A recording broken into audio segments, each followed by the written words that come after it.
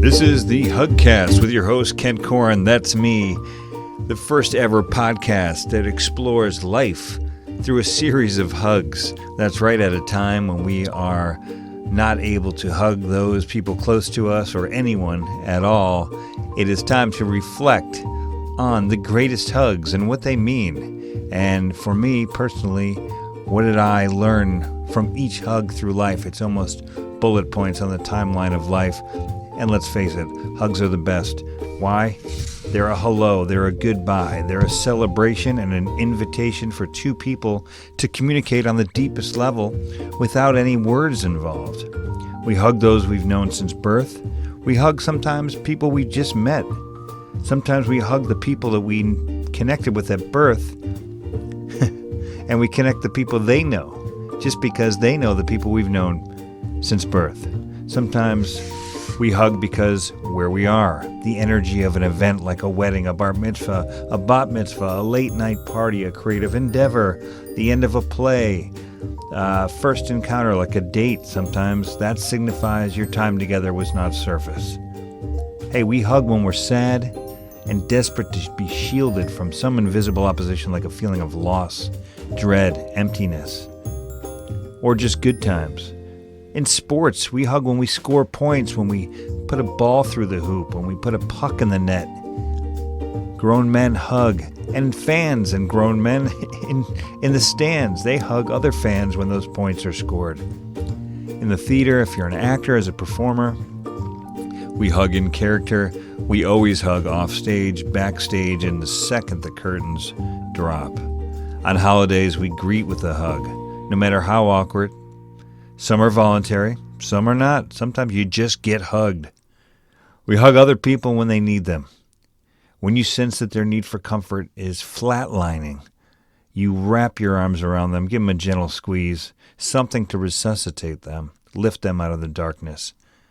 Hey, not everyone hugs. Not everyone's cool with it. It took me a while to open up, which is the purpose of this Hugcast, is to think about it, how far I've come in my life with hugs. You know, I don't walk around Times Square grasping people and hugging tourists and street performers and cops and cab drivers. I hug those I have a connection with, even if it's for a few seconds or years. With that, I bring you the first hug of Hugcast number 1. I call this the Bone Crusher. Now, this is my earliest and probably most memorable hug.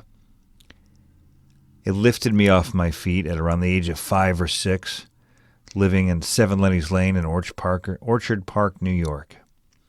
My sister hugged me with so much love, I could feel my insides crack, the foundation of my body give in.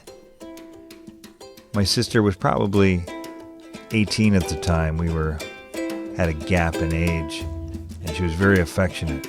A very affectionate person her whole life. As she said goodbye to me, she would come to the house, and we lived in separate houses, and she would travel about 40 minutes back home. But those goodbyes were very memorable. Before she'd get on those snowy roads back home in Buffalo, she wrapped her arms around me and lifted me off the ground in a way I still remember, as my legs dangled, as my face burrowed into her sweater and shoulder. I went from laughter to agony in milliseconds. My arms started to throb, and my midsection felt as if I was caving in. I let out a screech, and then it led to a rapid release, which I dropped to the ground like a bag of laundry. I remember being scooped off the ground with apologies galore, and we still laugh about it to this day. And that hug showed me that you can show how much love you have inside you, and sometimes you get carried away and you squeeze with all your might. And that was my first time as a recipient of such a hug, and realizing what affection it is, what it means to be affectionate. And as I have a child on the way, I will be careful, because I'm sure I will want to do the same thing and squeeze and squeeze. Join me for my next Hugcast, which could be coming soon to speakers near you.